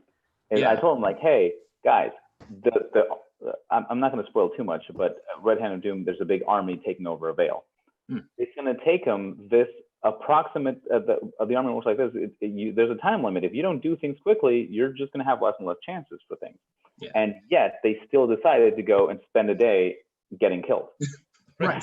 And you honor their agency by sticking to the calendar. Yeah, that's right. That's absolutely right. Exactly. And a couple of additional points. Like again, since I'm the guy who has like all the systems out here, like so. Sorry. No, it's. I keep talking about D&D. It's good because I haven't done enough 5e to, and I'll be going back into it for sure. But Invisible Sun's like my big Jones right now. Okay, and one of the things that you have at the end of session 0 is called the Desideratum, and it's a decision that all the players make. Like, what are you all looking for? And they have this discussion. Are we looking for knowledge? Are we looking for wealth? Are we looking for? And they have this discussion within player, character context. Like, we're all together here. What are we really searching for as a group? What is our main driver? So they give you that bit of information ahead of time. Okay. The game is built around character arcs too. And I think this is something that's different than most other role-playing games because it's built into the game. That's very cool. It's way cool. And so you actually spend one form of experience on starting character arcs that then help you develop as a character and grow. That's very cool. Because the concept here is that you grow as an entity in this world. And in order to grow, you have to have joy and despair. You have to have both in order to grow and gain power. Huh. I like this mechanic. I've never seen it, but I like it. I like to call that a small legend. It's really elegant, and it's really, I think, psychologically, it's very fulfilling. That's very cool. And so the Desideratum gives you, as a GM, a framework of like, well, what are you looking for? Okay, so now you're looking at that. You craft adventure that goes along with that. And then the character arcs that they come up with for their individual characters now start spinning. And it's your job just to kind of weave those together so that they're going to the same places to get those informations. So in this weird multiverse that they've got, it's like, you're going to go to, the realm of destruction. There is a realm that is constantly in a state of chaos and destruction. You're going to go there because you know, Joe over here, he's looking for new reagents for his alchemy business, you know. So-and-so needs to talk to a demon of the red, you know, and get information and find out, you know, some information about long lost relative, you know, whatever it is, you now have the tools to kind of craft those narratives and weave them together. Going back to the concept of villains, I have a really interesting story about that Invisible Sun novel that I wrote, which I think is really funny. I wrote for 20 days straight. The first 20 days of November 2 years ago, I wrote, and it was the hero and the hero only. I've never done that. I mean, normally I know what's kind of going on, and I had no villains. I had 0 villains in the book. So it's just kind of him going around, and things were supposed to be happening, and then the villains decided to speak. And they're like, here's what we've been up to. I was like, oh crap, I got to go insert all this stuff. And literally for the next 5-6 days, I wrote anywhere between 5,000 and 8,000 words, you know, a day. I believe that. Cranking out what the villains and their henchmen and everyone else was doing, and chronicling that story, and then weaving it back in later. That's really cool. So I'm assuming that you rewrote those chapters to insert those little pieces of information as it went. Yeah, you didn't just do a change of perspective. This is what happened. You went editing was brutal. I read people other than Howard, I promise. But yeah, going back to Howard for a second, one of my favorite, and the character appeared and said da da da moments is there's an old recollection with Howard talking to I forget her name, the woman who wrote a bunch of memoirs about her life that include him. They made a movie out of it called The Whole Wide World. You should watch that. It's brilliant. Shameless plug. It's a great film. Anyway, I'm much better than I thought it was going to be. Vincent D'Onofrio plays a young Howard. He is amazing. Anyway, and upon watching that, since during a portion of the movie, Vincent D'Onofrio reads off some of the stories. Now, whenever I read Howard, I hear D'Onofrio in my head, and that's a huge positive. Like that, that's a huge gain. Yeah. In the story, Howard talks about how he was writing a bunch of other stuff. Conan isn't his first character, just probably his most famous one. And one day he's just sitting there, and Conan appears in his brain and says, "Write my story." Yeah. He gets up and he marches over to the typewriter and he does it. Like, because that happens. Characters and desires just pop into your brain and go, "Do it now." Yeah. I think that's really cool. Writer's block pretty quick. Right. Yeah. And again, as role players, I mean, we are well versed in creating character. That's what we do, right? As a player. And so in doing that, you know, when you create that character or that ability to do that, those characters will come up when they're needed. One of the Dark Heresy stories that I wrote, a minor character I thought was going to be like, you know, kind of a secondary, tertiary character, said, "No, I'm really important."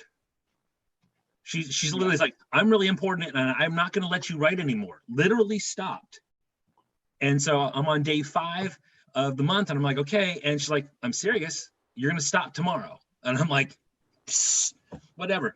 Next 3 days, didn't write more than 100 words a day.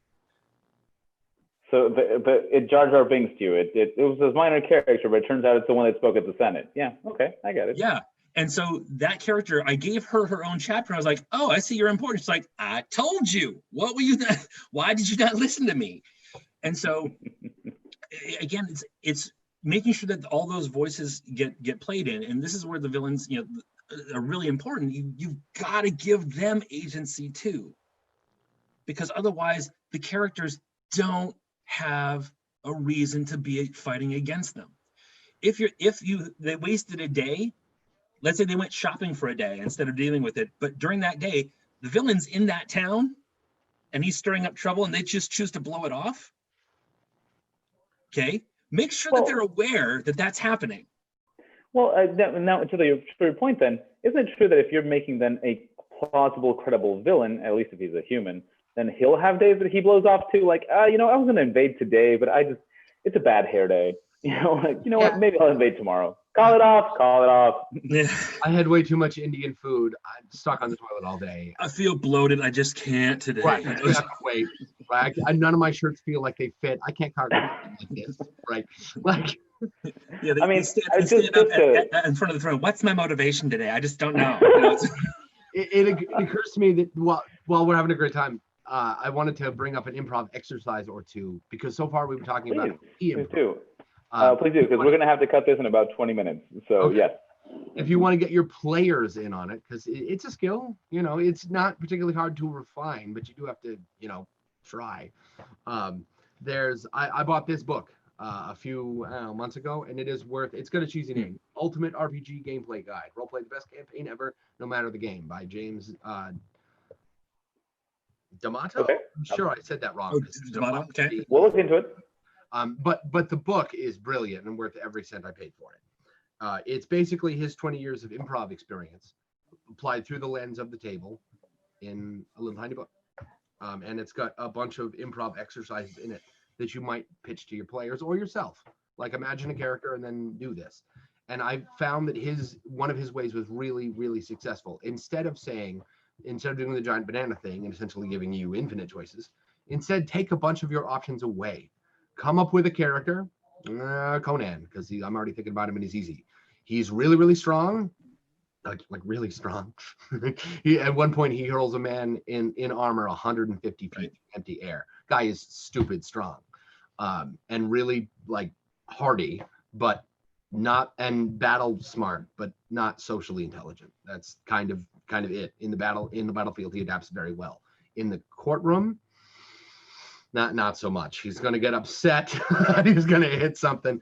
Anyway, so now let's say Conan has to get past a guard. That's all the intel you've got so far. That's it. He can't call attention to himself. He can't use complex tools or magic. He can't use violence, and he's not allowed to talk to anybody. How does he get past? You can do the crunk thing. Dum, dum, dum, dum, dum. And you just did the giant banana thing because you attached the Emperor's New Groove to Conan the Barbarian in something like 3 seconds. There you go. That was really impressive improv in like 3 seconds. Right. And there's a whole bunch of those in this book. And I think those are really, really great. So I started coming up with a bunch of my own and throw them in the player chat every week. No, which is absolutely fine. And one of these days, and we keep promising this, we'll do a session just on actual exercises, and we're not gonna we'll do it. Mini games, yeah. So before we close out, and again, it's just simply because this is going very long, and all of us could do this all day, I'm sure. Yeah. Oh yeah. But I'm always happy to talk to dungeon masters, so this is a great way to start my day. Oh, yeah. But to put some meat on the bones for anyone who is actually going through this whole thing along with us and watching this on YouTube or watching it in replay and otherwise, just your last piece of advice on what to improv, how to do so, and what to random and how to do so, and the difference for those. So how you solve those things at your table, and how you can do so in a way that someone else might be able to adapt to themselves, especially if they're going to have to use this technique when they're being paid for it. So something applicable. So whoever wants to go for it, the best techniques and advice you have, this is the time to like turn it down. This is what I use. This is how it works. This is how you. Very best advice I have to offer on the field. Oh man, somebody else go first. I'm willing to throw my stupid hat So in the ring. Josh goes in. You don't have a hat. My top hat's in the other room with the jester hat, but that's so the way that I run things to make my brain not explode every single time is you're gonna hear this echoed slightly from what some other people have said, which makes me feel better about my methods. It means I'm not totally crazy. I like to make the big bubble that the players are in, and I make it very loosely. It's just kind of, where are they? What's the world? I'm still technically running it. It's on pause, but I made a campaign where they were sitting in a city that was smack dab in the middle of the elemental chaos. Elements all around, and they just happened to be like in the zone where everything was canceling each other out. I knew that's where they were. I knew there was, I did a very loose map that was basically some of the geography is influenced by the different elements here, over here, over here, over here. I slapped down a couple towns just so I knew there'd be like, here's the capital of this section, here's the capital of this section, here's the main city dead center. I didn't worry too much about what was in those cities until they got closer, because I didn't know where they were going to go. what I needed was just a bubble for them to be in. I had a few random encounter tables, but it was sort of more like Jay was saying, where it's less you roll and more you reference. And having a lot of things in that vein where it's like, I have the bubble, I have reference material depending on what they want to do, depending on weird things that might happen. But that way, outside of having the sort of the bad guy in the background knowing what he was doing when, as kind of just having a backbone to it of just, here's a couple events that are just going to happen, they're plot relevant, and part of them happening is what drives the plot. To me, that gives players freedom to go places and do things, and for me to just build the parts of the world that I need. But I always have that solid backbone that's happening that either draws the players back or lets them know things are happening. Okay, fair enough. I feel like I could have explained that a little bit better. But... I mean, given that we're all game players, I understood what you meant. But yeah, so if you're a new GM and didn't follow that, don't worry. Some things are just learned with experience, and those references will come to you when you start building your game. So also, I mean, relax. You'll get the hang of it, which is also another thing that I want to tell everyone. Yeah. There is no skill that you cannot learn, whether it be improv. I don't know about that. I cannot paint. It's going to take you a lot of effort, more than other people maybe because of whatever reason, but that you can learn it. You can learn it. I assure you, you can learn that skill. With that in mind, I'm going to throw mine in there, and mine has always been this: worry less and have answers more, which means that whether you make it up or you rolled for it, as long as you didn't say, then you're good. So if it doesn't make sense, you're in a fantasy setting, no matter what game you're running. Shadowrun, doesn't matter. If you're rolling D20 Modern, doesn't matter. Things that don't make sense can be retroactively made to make sense. So just give an answer. And in my case, have tables around you simply because it's a security blanket. But if you never use them, that's okay too. Yeah, I would echo both of those, and have your references available. If you're running a specific storyline, make sure that you're very clear on the storyline. That way the narrative continues, your villains do what they need to do, time lost is time lost, and you have to deal with the consequences of that. But I think that the biggest thing that you have to do is just keep listening to your players. I mean, we talked about it in a different post in the group. It's like, what's the skill that you've found the most useful? It's literally listening to what they give you. Because if you're listening to them, you're going to let them take their little tangent and develop that for a little bit, and what the narrative is, so you bring it back to the narrative once they're done with the tangent, and they get the high off of that. We had I ran a game called Weave, which is very rules light, and it was an 80s style like teen adventure. So we had the Goonies going on, is what it was. And I had a guy who was super shy, and he literally pulled the never-ending story moment out. I mean, he owned it, and it was perfect, exactly the way he did it. And it was within context, it was within game, and then when we finished that moment, it actually helped advance the narrative a little bit, and we continued on. I listened to what he wanted to do. He wanted to ride the Wyvern. He wanted to do it. I'm like, okay, you're gonna do that. He's like, yeah, it's the best day of my life. Couldn't have done it if I hadn't paid attention to what his character was telling me. That's right. A lot of tabletops are a game of yes and, not no but. And if you work off of that, I think as long as you're having fun in the end, it's the point of the game. You want to have fun. Yes and is the cardinal rule, right? Yep. I think that the best advice I can give is on point with what Lee and Josh and actually what everybody said. Listen more than you talk, right? Listen to what they're saying that they want, just not necessarily what they're using with their words. Lots of people don't actually know themselves because introspection is hard. If they say, yeah, I want to fight the guy, and but they keep going back to talk about the Wyvern, they care about the Wyvern. They don't actually care about this guy.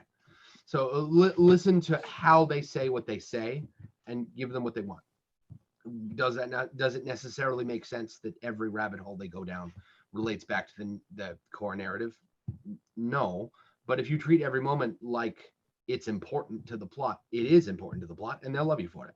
Mhm. Like when you read a novel and Conan looks dumb socially, he rolls ones in social context all the time, and we love it anyway, because that's the first time, he's not good at something.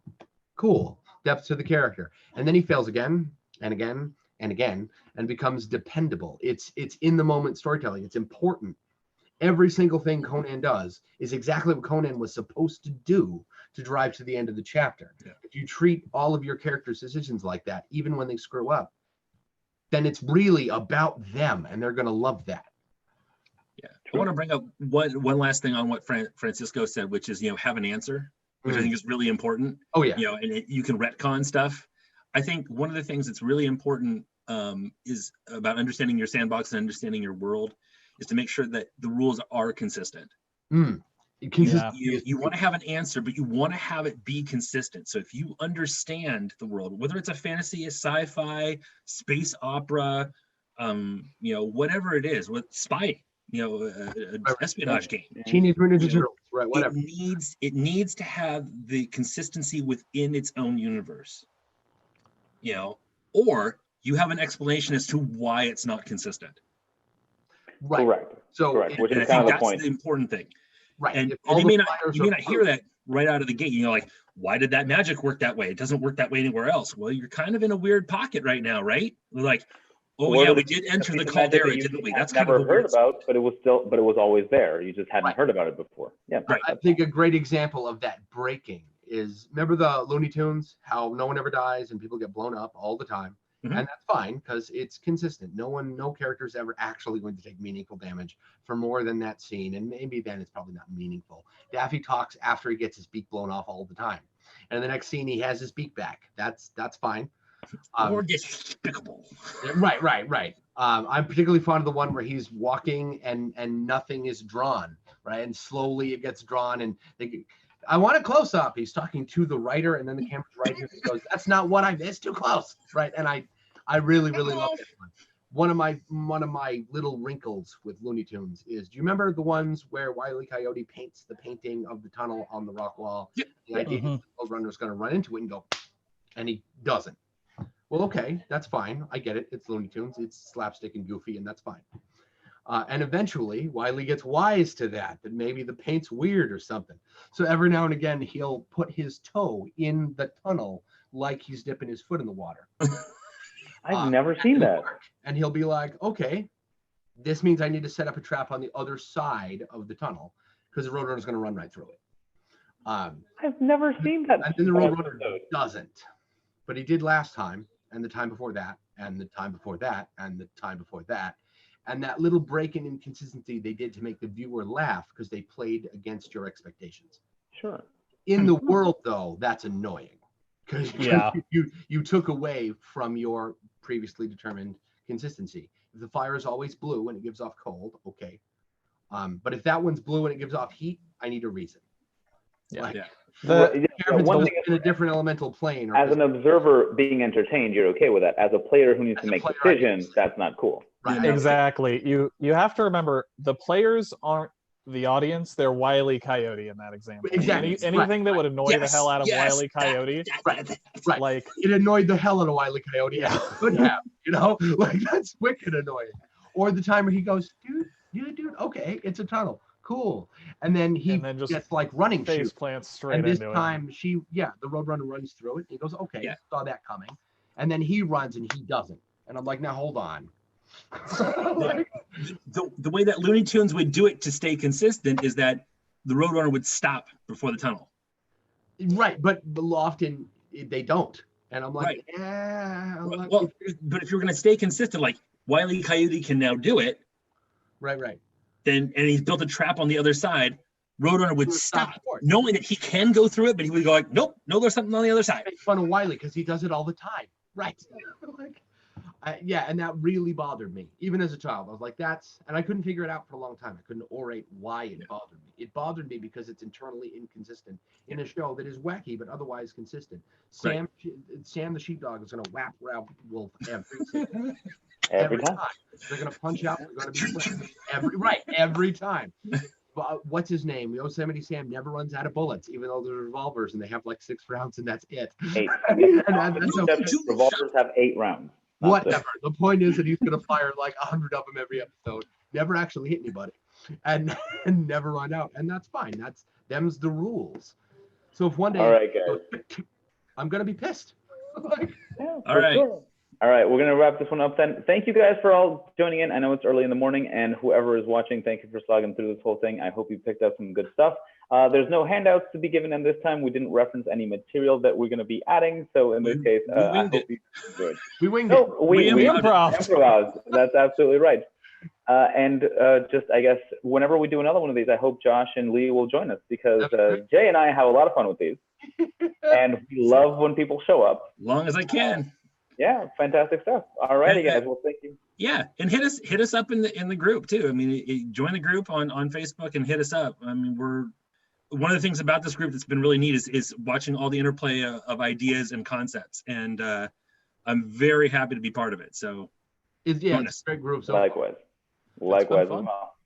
All right, guys. Thank you for joining. Have a good one. Have a good one.